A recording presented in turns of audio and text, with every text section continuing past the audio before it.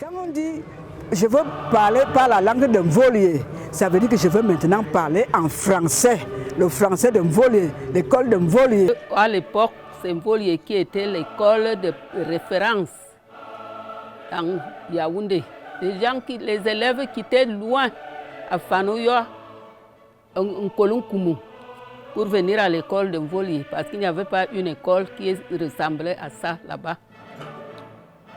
D'autres quittaient même au vent pour venir à Mvolié. Ça veut donc dire que quand on parle de la langue de Mvolié, Mvolié a instruit beaucoup. Les premiers intellectuels de la ville ont fait l'école en Mvolié. C'est pour ça que quand quelqu'un veut prendre une interlution, une parole dans une cérémonie, quand il finit de parler la langue vernaculaire, quand il veut prendre le français, il dit que maintenant je veux prendre la langue Mvolié. Parce que tout le monde qui est censé monter la colline là était devenu un intellectuel. À l'école, on ne savait même pas prononcer. Il y avait un système. On voulait que les enfants ne parlent que le français.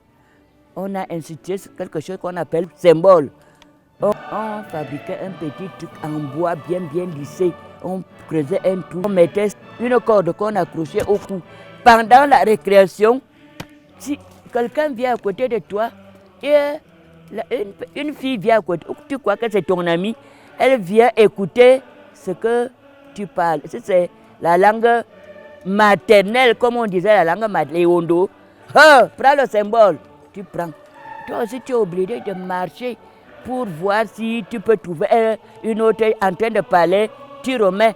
Quand on sonne pam, pam, pam, on surveille, tiens, le symbole. Pap, pap, pap. On a dit de ne plus parler les Wanda à l'école, parler le français. Là, on était obligé de parler ou quoi, pourvu qu'on soit entendu. C'était comme ça qu'on nous apprenait le français. Et on s'est mis à parler français comme ça. C'est dire de quelqu'un qu'il parle Mvolié, ça veut dire qu'il a été à l'école. Il sait, il connaît. Non seulement lire et écrire, mais parler. Parler, en particulier les langues européennes, là. Le français, l'anglais, etc. C'est les langues scolaires. Il a été à l'école, la langue de Mvolié. De fait, c'est Mvolié qui a été la première école de Yaoundé, la toute première, 1903. Les missionnaires ont lancé la première école, là, en Mvolié, en 1903. Et elle était pour les garçons d'abord, les filles se sont ajoutées. Il y a l'expression encore aujourd'hui en langue béti, encore bien Mvolié, pour décrire le français, ou toute bonne langue, n'est-ce pas, étrangère, et pour signifier la culture, si vous voulez, l'intelligentsia. Mvolié est le quartier latin du Cameroun. Pourquoi? Parce que c'est à Mvolié que les pères allemands, puis aussi les religieuses et autres, passez-moi l'expression, ont mis le paquet. On dit encore bien Mvolié, l'école de Mvolié. Et à travers cela, de manière ininterrompue, depuis 1901, la question de l'éducation a toujours été au centre. Mvolié est donc dans la région le lieu où les nouveaux missionnaires habitent, les Blancs, et où il y a des Camerounais de cette époque qui font l'école et qui parlent cette langue nouvelle que le peuple ne connaît pas. Alors, on peut donc distinguer désormais deux jeunesses, celle du village qui parle le village et celle de Mvolié qui parle le Mvolié. Et c'est très beau de voir que nos gens ont vite capté la nouveauté de l'apport de cette nouvelle culture. Et cela va s'intensifier parce que quand l'administration arrive avec ses atouts, sa force de développement économique, Mvolié va être le creuset, va être la pépinière où l'administration vient chercher son nouveau personnel qui dialogue de façon directe avec les nouveaux maîtres des lieux. C'est très important que la langue de Mvolié soit devenue signe de la modernité culturelle que on peut dire la colonisation nous a apporté. Quel que soit le versant par lequel l'on tente de remonter la pente, Mvolié s'élève au milieu des ovations, se pose et s'impose en son sommet comme la colline de la piété et du savoir. Facile à dire dans la langue de Mvolié, mais allons-nous y comprendre quelque chose.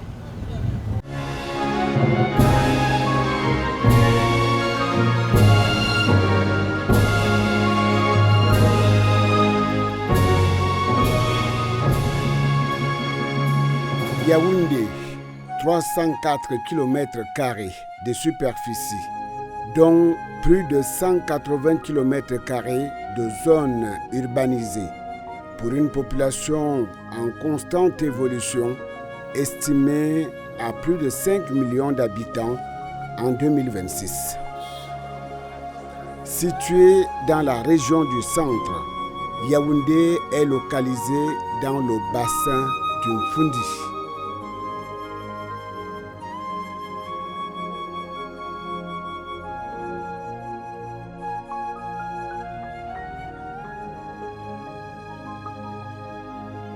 La capitale politique du Cameroun n'est entrée dans la légende ni par sa superficie, ni par sa démographie, mais bien par sa géomorphologie, en l'occurrence son relief vallonné qui lui a fait porter l'étiquette symbolique de ville aux 7 collines. Et pourtant, Yaoundé compte bien plus que 7 collines, dont la colline de Mvolié. Juchée à 775 mètres d'altitude, la colline de Mvolié soumet et laisse voir à ses pieds une vue panoramique d'Ongola et Wondo, devenue Yaoundé par une succession de déformations onomastiques.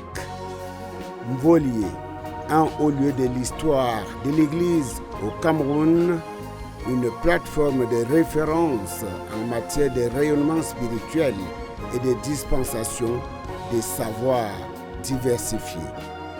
À découvrir.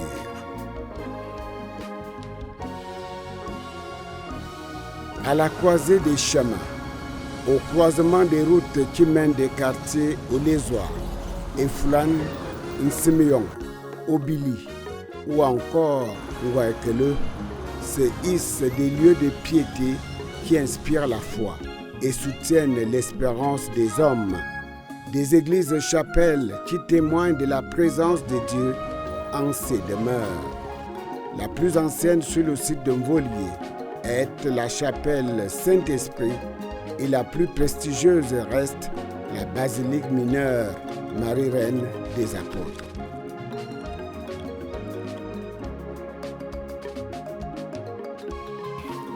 Mvolié est sans orgueil la Sainte Colline. Vous voyez, Mvolié, c'est un peu comme si tu montais à Jérusalem. Le fait de venir de plus bas et de gravir cette colline pour atteindre au sommet le lieu de prière est tout un pèlerinage. Et quand je vois les gens venir à la messe ici, je dis, j'espère qu'ils comprennent que chaque fois c'est un pèlerinage, avec les grâces qui en découlent. Donc en Mvolié, nous avons pratiquement un circuit spirituel très riche. Depuis le bas, avec le Golgotha, et plus haut avec le Sacré-Cœur. Et alors arrive la majesté même de la basilique, qui est déjà un haut niveau de spiritualité.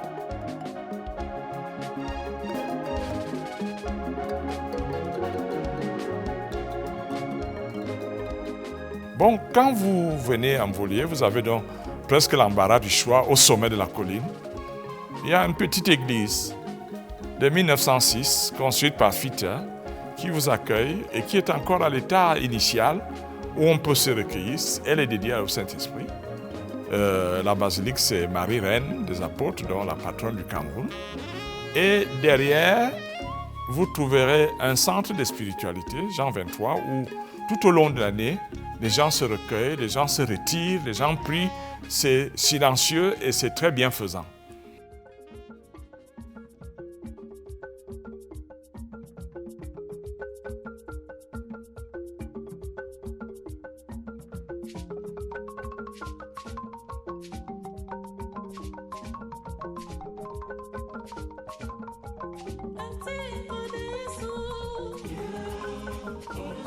Voilà, vous êtes à la maison Nazareth.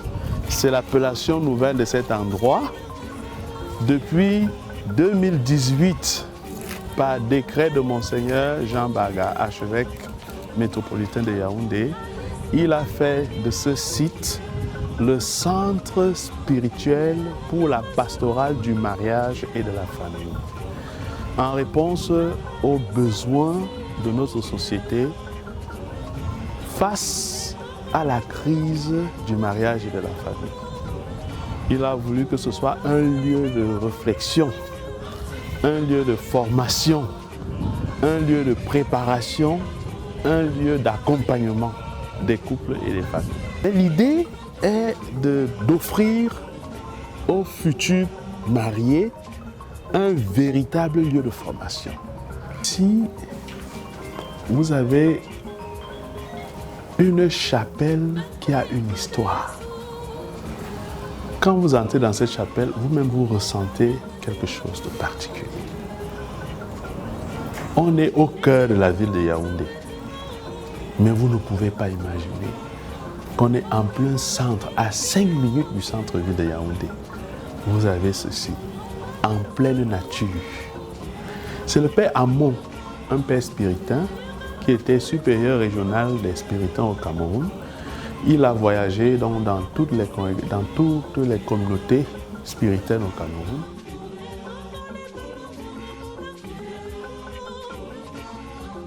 Nous avons à côté les ancêtres, les Africains qui ont la passion des ancêtres. Je leur dis toujours, mais nous pouvons déjà nous dire que nous avons de grands ancêtres dans la foi. Monseigneur Zoa avait fait un geste très symbolique. Il est venu, il a demandé à se faire enterrer au cimetière comme Monseigneur François Xavier, comme Monseigneur Fita.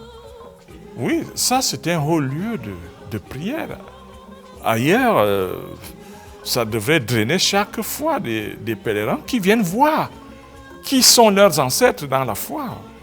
La tombe de Monseigneur Fita est éloquente là-dessus. Et la grotte mariale, cette grotte mariale a une très belle histoire parce qu'il faut la situer des années 1954, avec l'année mariale qui a fait beaucoup parler d'elle avec Monseigneur Graffin. Donc, quand on est dedans, on est aussi en lien avec une histoire de la foi qui est très féconde. Bon, maintenant, tous les versants de la colline sont habités par des communautés qui prient jour et nuit. Je veux honorer la conférence épiscopale, je vais honorer les religieuses qui gravitent, je veux honorer les établissements scolaires, je veux aussi honorer l'évêché où je suis, et plus bas, le collège Vort, les frères, les sœurs. Vraiment, je peux dire que la vocation missionnaire de Mvolié a été respectée. Et tout ce que nous faisons en Mvolié, que ce soit au niveau de la spiritualité, que ce soit au niveau de la prière, que ce soit au niveau de l'éducation ou de la santé, concourt à perpétuer les bases que Fita, Vogt, Monseigneur Jean Zoa ont mises en route pour que cette colline garde sa vocation primaire et son originalité.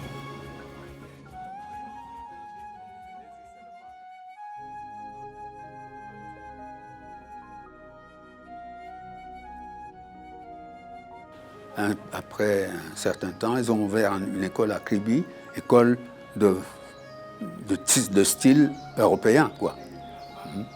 Ils l'ont ouverte là à Kribi. Et puis, ils ont reçu des jeunes venant de Yaoundé, des Ewondo. Entre autres, Karl Atandansama, devenu plus tard chef supérieur, qui leur disait, si vous voulez que votre affaire prospère, il faut aller chez nous, à Ewondo. Mais, bon, le mot Ewondo, ils ont plutôt prononcé comme les gens de la côte disent Niawande, qui est devenu Yaoundé. Alors, ils sont arrivés en 1901, ils avaient une adresse à la poche, dans leur poche, l'adresse de Essomba Mbe, dont le fils était là à Kribi à l'école, Pierre Mbe. Alors, ils ont cherché Essomba Mbe, vous connaissez, qui est à Tanambala. C'est là qu'ils ont été donc reçus par Essomba Mbe, qui ne les a pas très bien accueillis, il était méfiant. Les Blancs comme ça qui viennent et... alors, il les a conduits à on appelait ça quoi? Une maison d'accueil pour les Blancs. La première administration allemande a construit une maison pour accueillir les Blancs de passage à Yaoundé. C'est là qu'il les a conduits. Alors là, ça ne leur allait pas bien. Ça ne leur allait pas bien, c'est pas pour ça qu'ils sont... Puis c'était mal fait. Et puis, ils avaient la pluie sur le... Bon. Alors, ils sont revenus chez lui, chez Somba, pour lui demander, mais est-ce qu'il n'y a pas un endroit où nous voulons un endroit qui est assez haut, un endroit assez haut où on peut construire? Est-ce que vous ne voyez pas? Alors, comme Volier se voit très bien, de Mvokatambala, ça se voyait très bien, il n'y avait pas encore de construction pour casser la vue, ça s'imposait à la vue. Il leur a dit, il y a mes amis là-bas. Alors il les a conduits à Volier, chez le chef d'Envon, qui s'appelait Beyabe Sola. Beyene Be et Sola. Beyene Be Sola, qui se dit en Ewondo, Beyabe Sola. C'est là qu'il les a conduits. Nous sommes en 1901. Et Beyabe Sola les accueille. La colline de Mvoli n'était pas encore surchargée. Il n'y avait que eux. Et puis un peu plus au sud, un peu plus au bout de la colline, il y avait les Mvorwatamge qui commençaient là. Alors, il les a accueillis dans son abat d'abord, et puis ils lui ont dit, bon, nous avons des tentes, on peut rester à la cour. Alors, ils ont placé leur tente sur la cour. Parce que quand ils étaient chez Somba Mbe, ce qui a choqué Somba Mbe et qui l'a poussé à aller leur montrer oui, c'est qu'il priait en se tournant vers le mur. Alors, pour Essomba Mbe, c'était bon. C'est des sorciers, hein, ils n'aiment pas ça. Alors, là, chez Beyabe Sola, sur la cour de Beyabe Sola, ils ont mis des tentes. C'était la belle saison. Ils ne pouvaient pas, ils redoutaient pas la pluie. Comme ça, ils n'ont pas effrayé Beyabe Sola, avec leur tournure là. Et assez vite, Beyabe Sola est allé leur montrer en haut, tout à fait en haut, là où la mission s'est établie. Il est allé leur montrer là. C'était le dernier refuge des éléphants d'un Volier.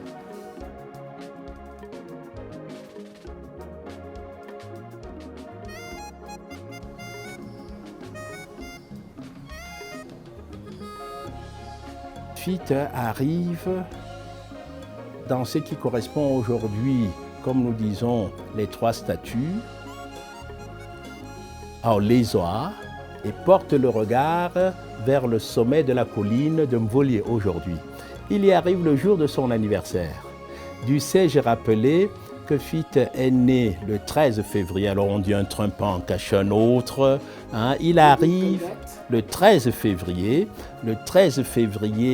1901, Fitte étant né le 13 février 1853, il naît le 13 février 1853 et arrive à Olézoa le 13 février 1901. Alors, il a bien noté cela dans sa propre biographie, dans cette chronique qu'il a consacrée, et à ce moment, il a dit « En mon anniversaire, ce 13 février 1901, le Seigneur me fait don d'un lieu pour établir l'Évangile, d'un lieu pour commencer dans ces terres intérieures la mission catholique. » Et c'est Mvolié, encore une fois, 13 février 1901. La belle et grande figure, c'est Charles Atanga. Et puis, pourquoi est-ce que Charles Atanga devient si important avec Martin Tabi? C'est parce que, comme je l'ai dit, ils étaient allés à l'école à Kribi. C'est là que, admirant le travail que les missionnaires faisaient, ils ont réussi à leur dire, vous pouvez venir chez nous, vous serez bien accueillis. C'est là le grand tournant. Et ils vont réussir le coup. Les pères vont arriver ici et eux, porte-parole d'une jeunesse ouverte à la modernité, ils vont pouvoir convaincre les Imvons, les Mbokatemge, les Imbumulung à céder cette colline à ces missionnaires. Et c'est ici que tout est parti. Donc nous avons là aussi un devoir de mémoire pour ce grand chef devenu un peu comme le roi. Oui. Et nous avons un devoir de reconnaissance et de gratitude à tous les peuples qu'ils ont pu rassembler et qui ont fait que les missionnaires trouvent ici une terre fructueuse. Nous pensons que là aussi, on doit pouvoir faire des investigations pour que ces personnes soient appréciées dans leur rôle décisif des pionniers d'une église qui aujourd'hui prospère dans tout le Cameroun. Cela, les historiens ont commencé à le faire. Il y a déjà un bon matériau considérable, mais j'estime qu'en ce moment, on devrait pouvoir joindre une certaine unanimité pour célébrer ces figures. Les anniversaires sont passés récemment, un peu trop rapidement. Mais nous voulons lancer l'appel à tous les chrétiens et particulièrement à tous les natifs de cet environnement de Mvolié que nous avons là un trésor qui nous dépasse et qui nous impose d'en être responsables et d'en assurer la promotion. 1901, c'est Fitte avec ses compagnons qui arrive ici et qui commence à faire un travail. C'était beau de dire que Charles Atanga, Martin Tabi, je crois, élèves à Kribi, ont été les maîtres d'œuvre d'amener dans l'intérieur du pays ces missionnaires. Ils ont su présenter les choses telles que les missionnaires sont venus et ils ont été satisfaits. Mvolié est donc choisi par ces médiations locales, ces jeunes gens qui vont faire en sorte que l'école de Kribi soit transférée aussi à Mvolié.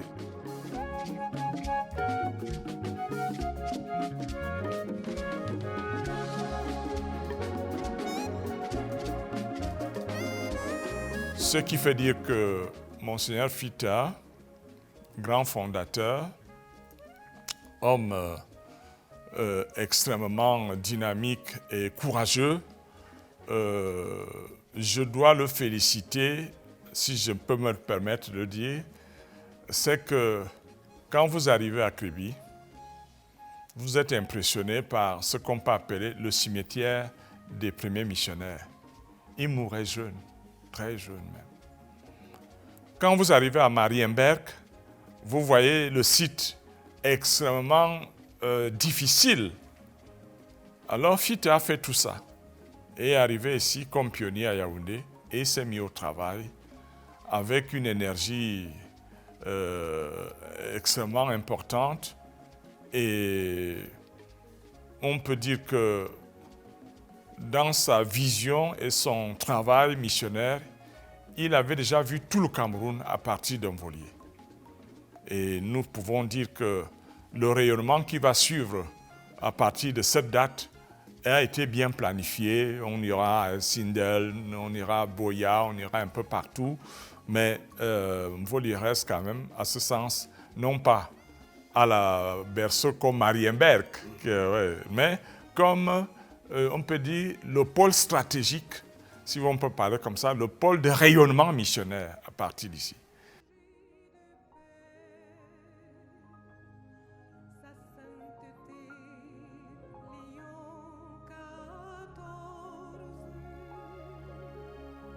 Ils ressortissent de tous les genres originels, masculins, féminins. Ils appartiennent à toutes les couches sociales. Ils partagent un dénominateur commun, la formation intégrale reçue sur les bancs de l'école de Mvolié.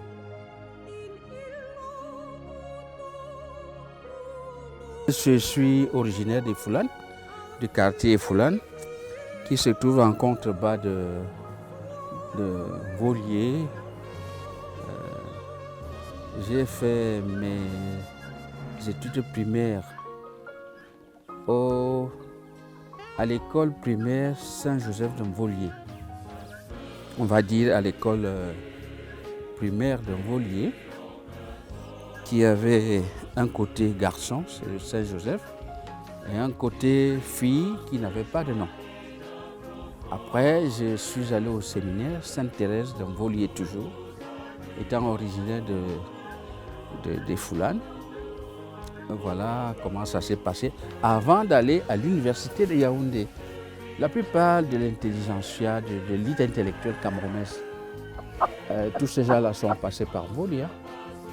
La plupart, d'où qu'ils venaient.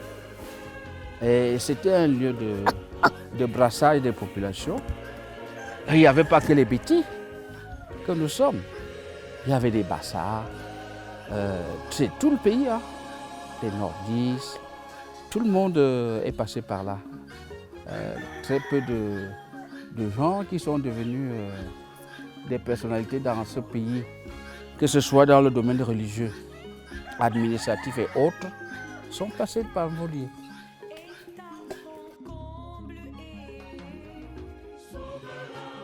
Je suis entrée en Mvolié en 1954. On appelait les cours enfantins. Il n'y avait pas encore le nom de maternelle et de jardin d'enfants. On appelait cours enfantin 1. Et en 1955, je suis entrée au cours enfantin 2. Et c'est ça qui est la CIL de maintenant. C'était donc le début de mon cycle primaire. J'ai eu le CP en 1961, à l'âge de 13 ans. Nous avions 2 écoles. Une école nommée école des filles, qui s'appelait, à l'époque là, c'était l'école de l'Immaculée Conception. Après un certain temps, on a changé le nom de Notre-Dame de Mvolié. C'était uniquement pour les filles. Et de l'autre côté, c'était l'école Saint-Joseph. C'était pour les garçons. On nous interdisait même de traverser la route pour arriver là-bas. Sauf quand il y a une cérémonie, on se rassemble. Notre directrice était une religieuse, sœur Fabienne. J'ai fait tout mon cycle primaire avec elle. Et elle s'occupait beaucoup de nous, c'est qu'elle m'a beaucoup, j'ai beaucoup gardé. Elle nous a inspiré beaucoup pour la spiritualité. Elle nous faisait beaucoup de doctrines. Et au cours enfantin, c'était aussi une sœur française aussi. Elle s'appelait sœur Rémi.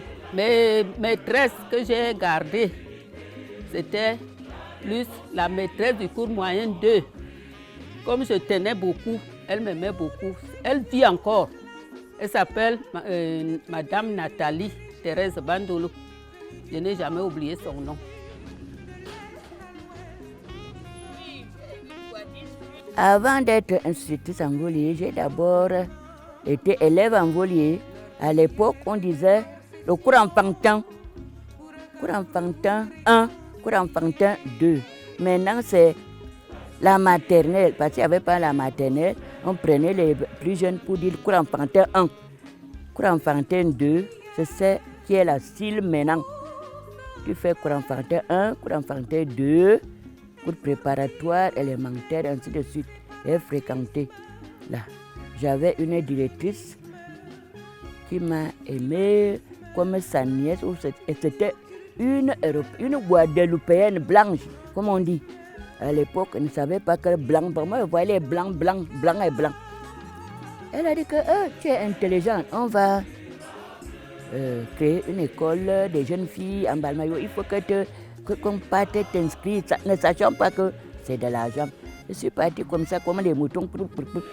Arrivé là-bas, 6e, c'est le collège 5 de Marie de Balmayo qu'on a créé en 1959. 60. 6e, 5e, 4e. Arrivé en classe de 4e, c'est là où on devait faire ce qu'on appelait le DMG de maître. Et la circulaire sort que, un grand collège comme ça, on paie seulement 18 000, alors au collège, on voit 35 000. Collège de la retraite, que vous dites, ça s'appelait Saint-Esprit. Collège Saint-Esprit, 35 000, collège vaut 35 000, Liberman. Quoi? On paie seulement 18 000. Elle est rentrée là, 35 000. Je n'avais pas de soutien. J'ai arrêté là. Et j'arrête. La sœur me prend comme monitrice. Je crois que c'est comme ça qu'on appelait auparavant. Monitrice. J'ai enseigné pas trop longtemps. Il faut avouer que les missionnaires sont stricts. J'ai enseigné 1 an, 2 ans. 3e année, on me présente quelqu'un là, que le mariage croyant que, alors que c'était n'est pas, ça n'a pas donné. Et j'étais déjà enceinte, ce que les missionnaires ne pouvaient pas admettre. Allez dehors, je suis partie.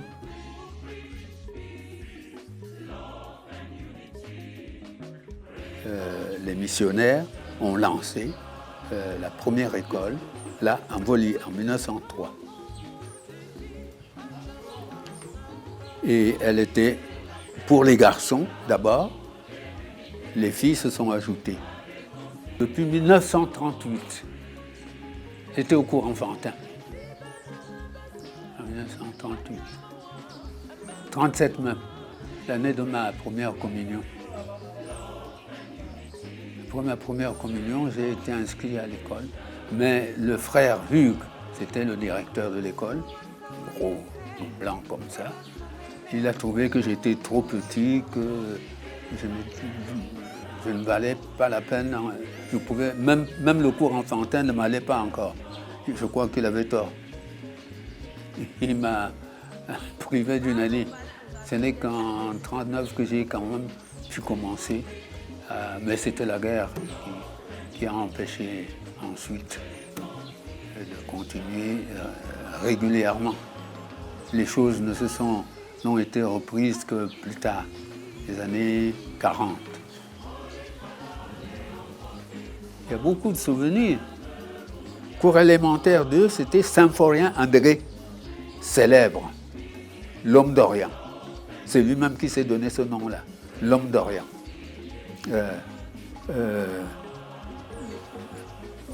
il était célèbre en Volier. C'était un très bel homme, très droit, très fort, belle.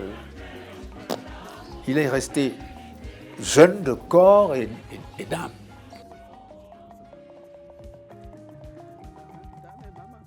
Le nom que porte le collège, c'est le nom de celle qui était là au début de la création.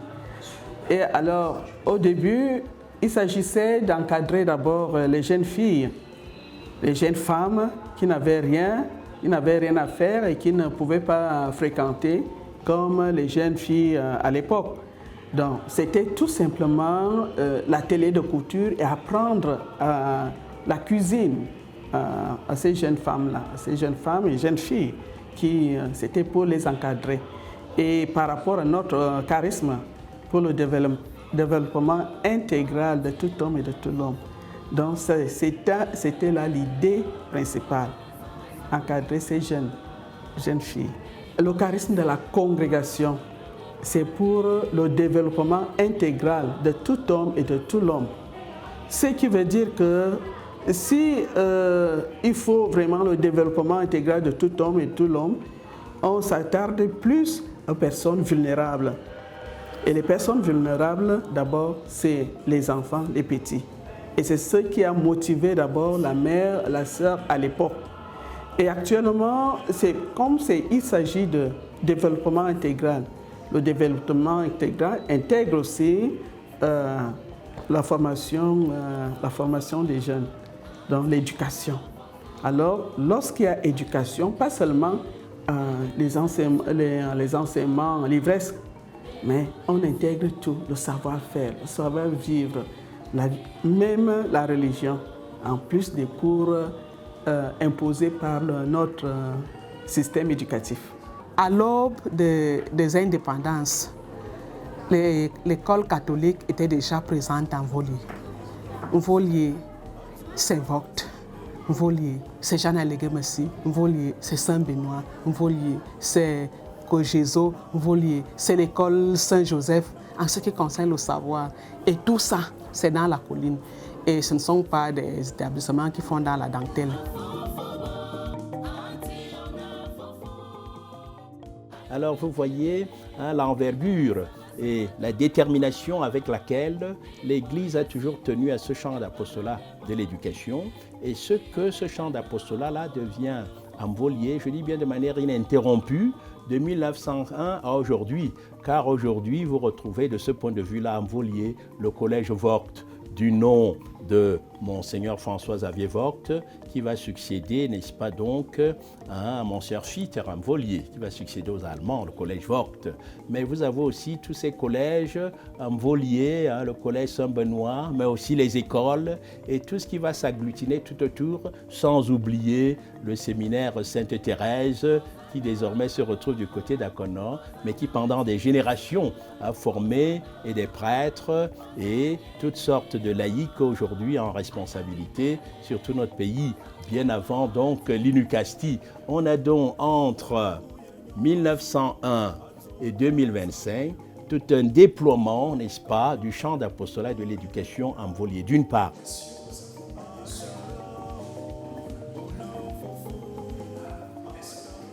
L'Institut supérieur des sciences religieuses, Bakita, c'est un nouvel institut parce que érigé en 2022 par le Saint-Siège, des cendres d'un ancien institut qu'on appelait l'ITPR. C'est quoi l'histoire?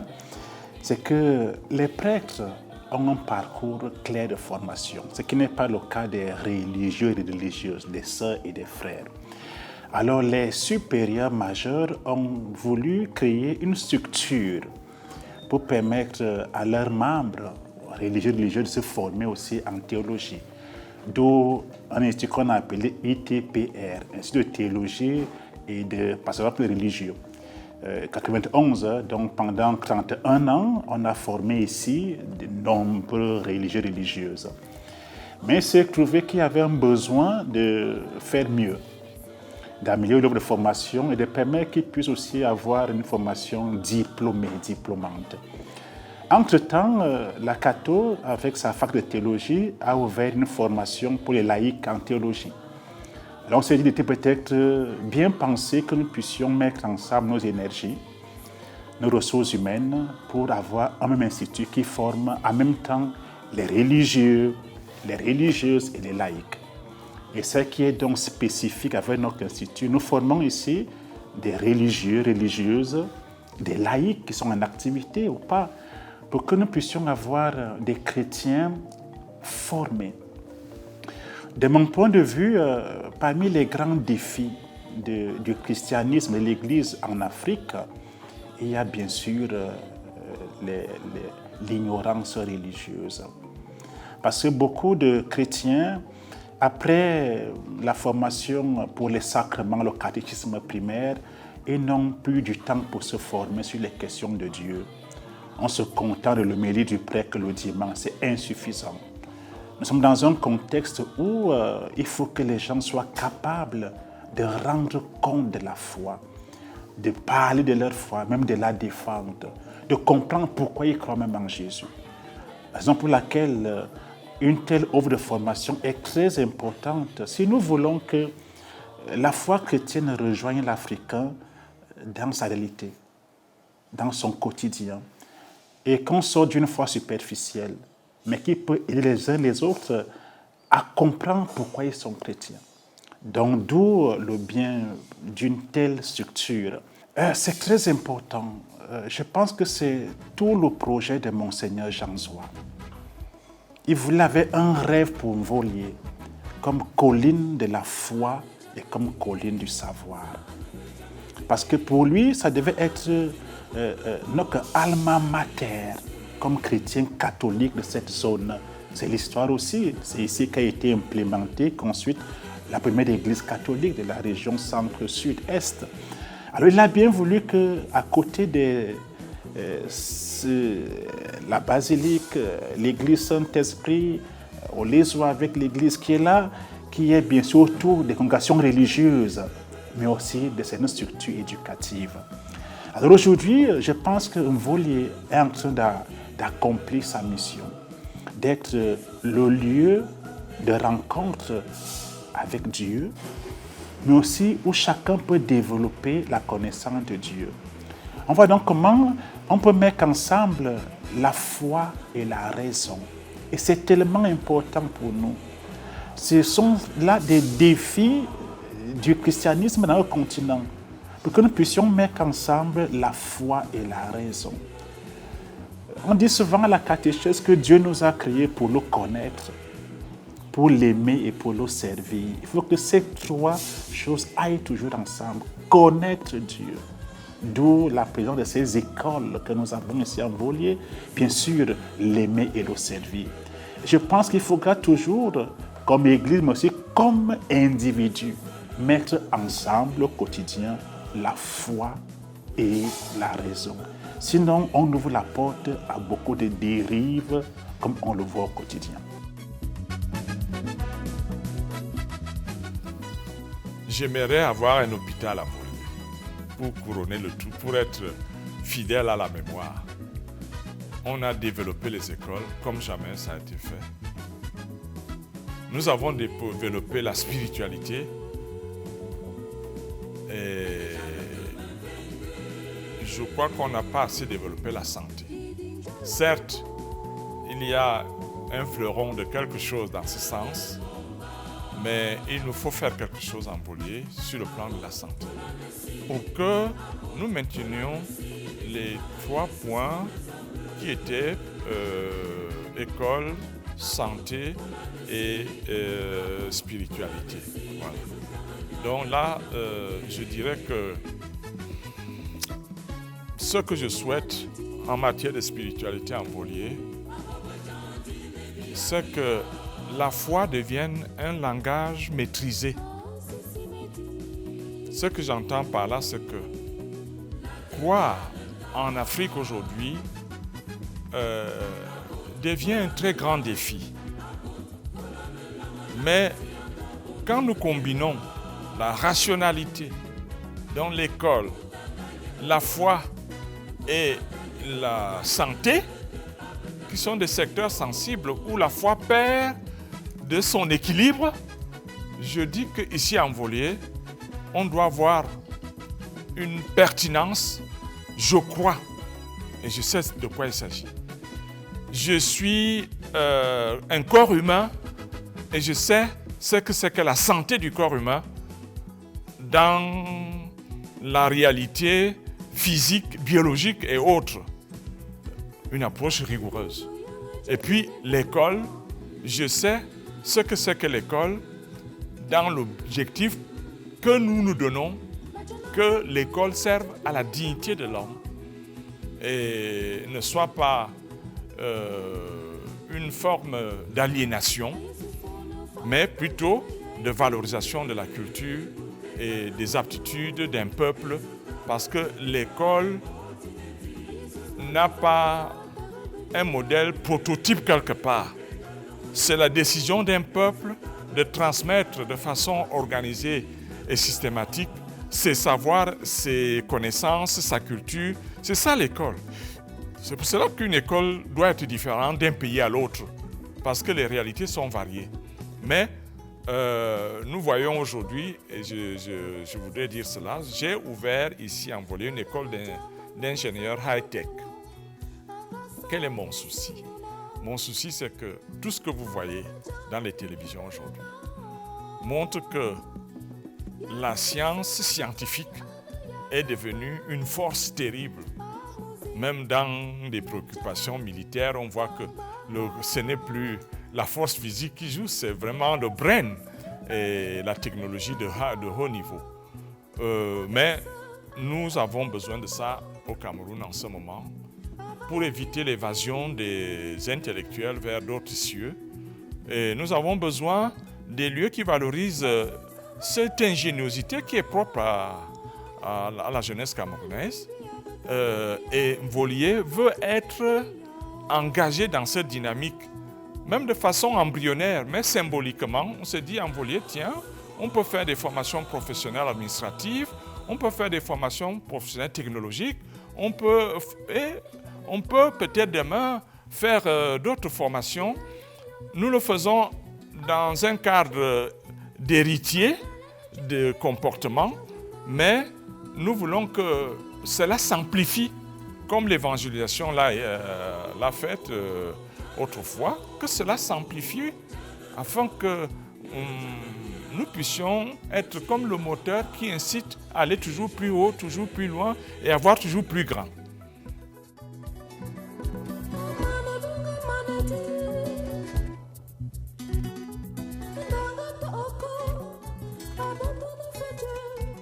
Foi et rationalité.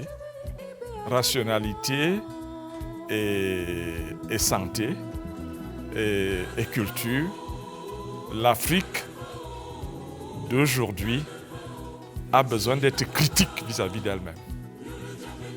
Je ne veux pas m'allonger là-dessus. Je dis, j'insiste pour que, au moment où nous pensons qu'il faut retourner à nos ancestralités, avec raison, mais que ce ne soit pas dans l'obscurantisme intellectuel. Nous devons comprendre que la maladie, qui est un lieu anthropologique sensible, doit être aussi traitée avec la plus grande rationalité qu'il faut, autant que les croyances peuvent aussi être associées à une lecture de ces phénomènes. Nous vont dire, je crois au miracle. Je prie beaucoup, mais ma prière ne me rend pas un culte à la rationalité. Je sais que Dieu est le premier rationnel. Donc j'associe cette harmonie où j'évite de dramatiser les phénomènes de la foi qui deviennent des religiosités pas toujours très bien contenues. Je veux donc dire que l'école en Mvolier a donc ce rôle-là.